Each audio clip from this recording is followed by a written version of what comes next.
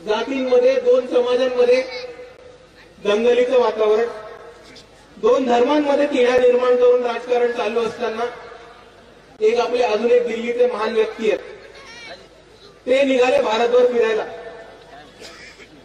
आणि ते म्हटले हम इस यात्रा को कहेंगे भारत जोडो यात्रा.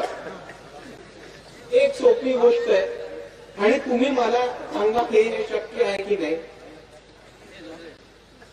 की जाती तोडण्याच्या आधी भारत जोडणं हे शक्य आहे की नाही? तर नाही. भारत जोड़ने के लिए पहले जाति तोड़ना पड़ता है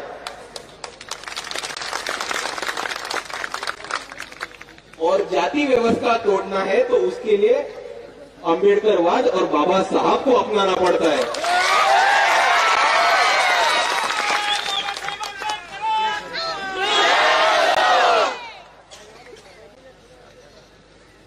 आणि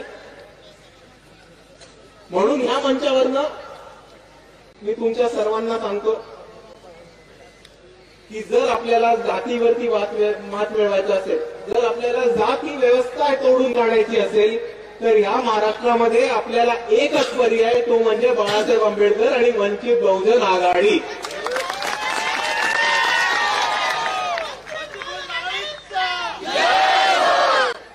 आणि म्हणून या काँग्रेसवाल्यांना सांगतो कि अभी तक मौका है, साथ में आ जाओ. आम्ही तुम्हाला प्रस्ताव पाठवले.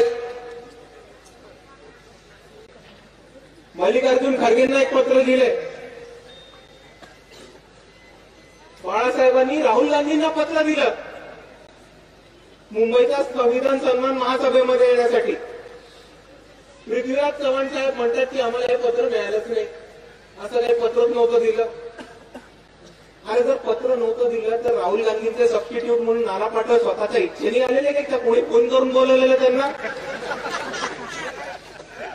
का डायरेक्ट हेलिकॉप्टरनी लँड झाल्यावरनं?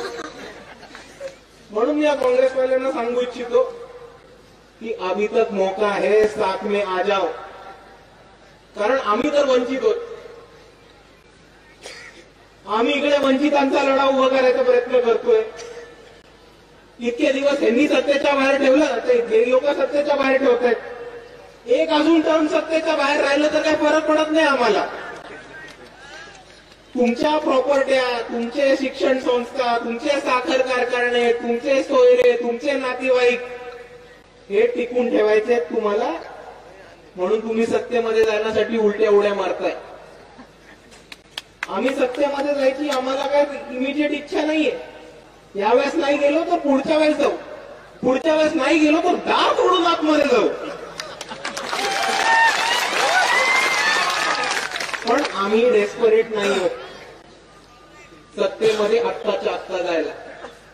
तुमच्या पक्षाची अवस्था 2 टर्म सत्ता गेल्यानंतर काय होती ती अख्ख्या भारताने बघितलेली आहे. म्हणून परत एकदा म्हणतो, मौका आहे, साथ में आ जाओ. कारण तुम्ही नाही घेतलं तर नाही घेतलं, आपण लढणं सोडणार आहोत का? आपण लढणं सोडणार आहोत का? म्हणून मी इकडे म्हणतो की आपण तर लढणं सोडणार नाही आहोत. आणि जसं चेतनदादा म्हणाले की साताऱ्याच्या सभेमध्ये, सांगलीच्या सभेमध्ये, सटाण्याच्या सभेमध्ये, धुळ्याच्या सभेमध्ये, आजच्या आपल्या लोह्याच्या सभेमध्ये, मुंबईच्या संविधान सन्मान महासभेमध्ये, अकोल्याच्या धम्म मेळाव्यामध्ये वंचित बहुजन आघाडीने परत एकदा तिची ताकद दाखवूनच दिलेली आहे. आणि तुम्ही परत जमाला घेतले नाही तरी आम्ही लढणं